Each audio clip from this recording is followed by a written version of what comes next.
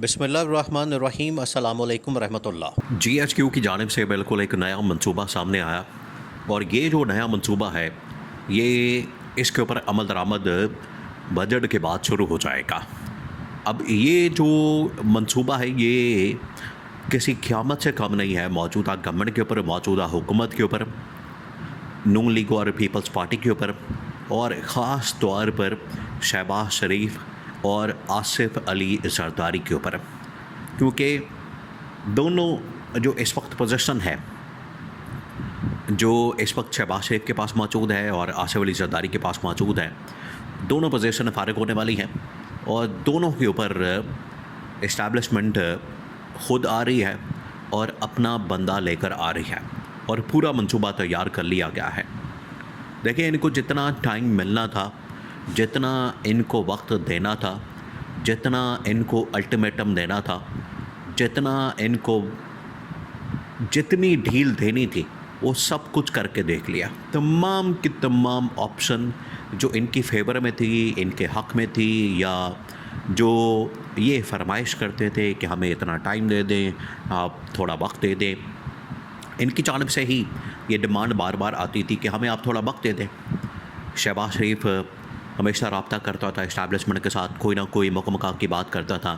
Asif Ali Zardari establishment के साथ, वो आसिफ अली जरदारी की तकरीर को याद करें। आप ज़रा इमेजिन करें कि जब भी इनके ख़िलाफ़ महाज खोला जाता है, जब भी इनके ऊपर मुश्किल वक्त आता है, तो फिर ये पाँव पकड़ते हैं। आसिफ अली जरदारी की वो तकरीर याद करें जो कि ईद के तकरीबन को तीसरे या चौथे दिन इसने लाड़काना के अंदर, सिंध के अंदर तकरीर की थी और उसके अंदर कहा था कि हम तो इस्टेब्लिशमेंट को मजबूत करना चाहते हैं, हम तो इस्टेब्लिशमेंट को बड़ा ताकतवर करना चाहते हैं। असल में वो तकरीर इसकी वजह से की गई थी, इनको पता लग गया था कि इस्टेब्लिशमेंट ने इनको घर भेजने का मंसूबा बना रखा है। इनको भनक पड़ गई, इन्हें इसका आइडिया हो गया, अंदाज़ा हो गया। तो उसके बाद इन्होंने इस्टेब्लिशमेंट को मजबूत करने की बात की, इस्टेब्लिशमेंट को ताकतवर करने की बात की।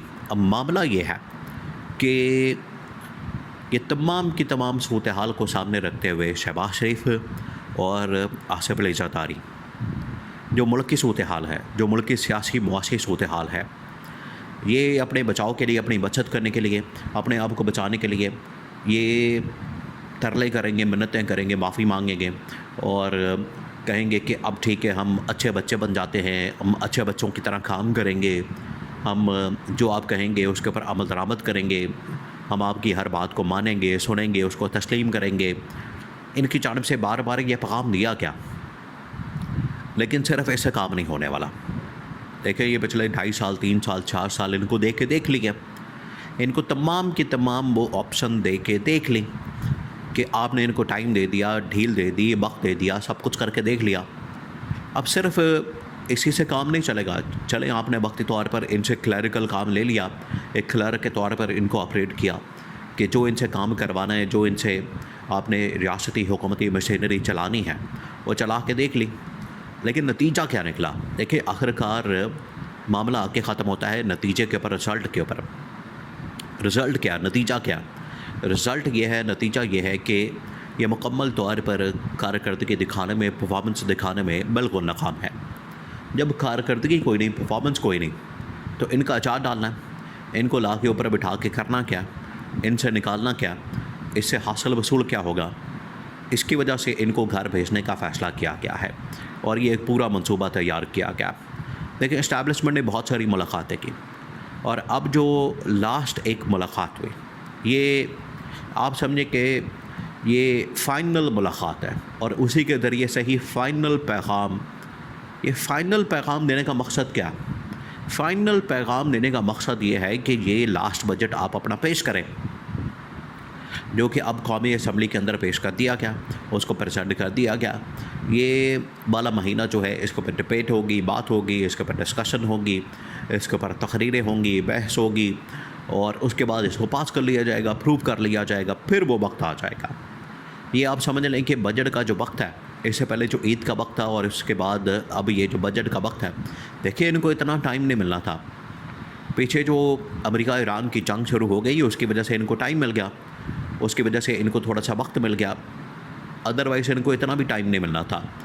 तो अब बजट के लिए जो उनको टाइम मिल गया है, बजट और वैसे भी ये एग्रीमेंट का हिस्सा था, ये एक मुआहदा का हिस्सा था कि जैसे ही तीसरा बजट जो कि 2026 का बजट होगा, जून के अंदर पेश किया जाएगा, ये एग्रीमेंट के अंदर शामिल था कि जैसे ही ये बजट पेश होगा उसके बाद गवर्नमेंट चेंज होगी और गवर्नमेंट जो है वो पीपल्स पार्टी को चली जाएगी। लेकिन पीपल्स पार्टी को देने का फ़ायदा कोई नहीं।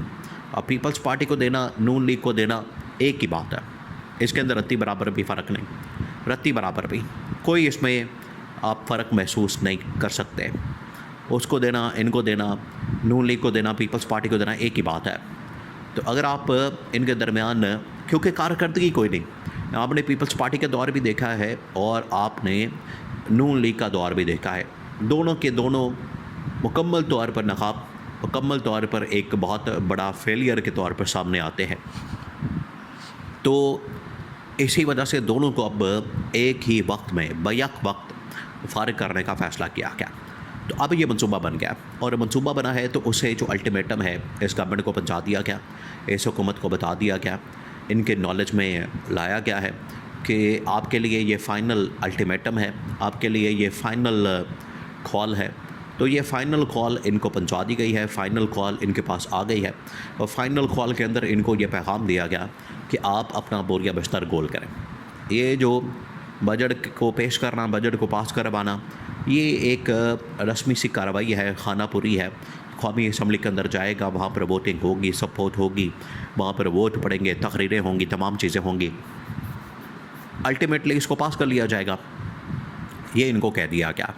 तो जब पास कर लिया जाएगा, अल्टीमेटली इसको अप्रूव कर लिया जाएगा, तो ना शहबाज शरीफ की ज़रूरत पड़ेगी, ना आसिफ अली ज़रदारी की ज़रूरत पड़ेगी। उसकी वजह, एक उसकी सबसे बड़ी वजह, आप ज़रा सोचें इस बात के ऊपर, उसके पीछे जो सबसे बड़ी वजह है कि इनको मज़ीद 1 साल नहीं दिया जा सकता। अब ये वाला बजट और अगले बजट तक का आप इनको टाइम नहीं दे सकते। आप जैसे इनको टाइम देंगे तो अगला पूरा साल ये पाकिस्तान को जिस स्टेज के ऊपर लेकर चले जाएंगे, आप सोच भी नहीं सकते कि उसके अंदर कितनी तबाही और बर्बादी होगी। इसलिए इनको मज़ीद टाइम देना मुल्क के साथ जुल्म करने के मुतरातिफ होगा। तो इनको जितना टाइम दिया जाएगा, इनको जितना मौका दिया जाएगा, इनको जितनी स्पेस दी जाएगी, ये उतना ही बड़ा फ़र्क करते चले जाएंगे। तो अब जो मंसूबा तैयार हुआ है उसमें मोहसिन नकवी को बतौर वज़ीर-ए-आज़म लॉन्च करने का फ़ैसला किया गया है और field marshal army chief general Asim Munir को बतौर सदर पाकिस्तान लॉन्च करने का फ़ैसला किया गया है और ये फ़ाइनल हो गया। ये फ़ाइनल कॉल मौजूदा गवर्नमेंट को, मौजूदा दोनों अहम तरीन ओहदेदार शहबाज शरीफ को, वज़ीर-ए-आज़म को और सदर आसिफ अली ज़रदारी को रिप्लेसमेंट के हवाले से बता दिया गया है।